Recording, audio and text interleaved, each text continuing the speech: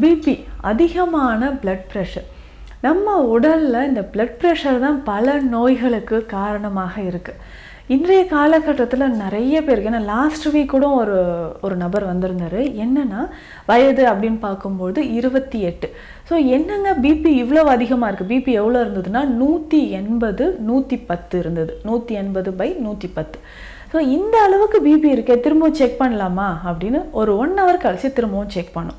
So அப்போவும் எந்த அளவுக்கு காட்டுனா கிட்டத்தட்ட இதே தான் காட்டுது. அதாவது 176 105 இந்த ரேஞ்சில் காட்டுது.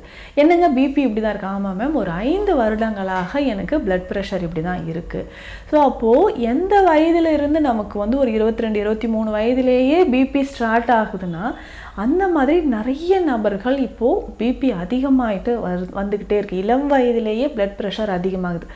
இது தொடர்ந்து என்ன ஆகுதுன்னா, நமக்கு உடலில் இதயம் தொடர்பான பிரச்சனைகள், சிறுநீரகம், முக்கியமாக சிறுநீரகம் தொடர்பான பிரச்சனைகள், அதுக்கப்புறம் நம்ம உடலில் நரம்புகள் தொடர்பான பிரச்சனைகள், பக்கவாதம் மாதிரியான நோய்கள், அதிகமான ஸ்ட்ரெஸ் அண்ட் டிப்ரெஷன், இந்த மாதிரியெல்லாம் நிறைய பிரச்சனைகளை உருவாக்குவதற்கு இந்த பிளட் ப்ரெஷர் ஒரு காரணமாக இருக்குது.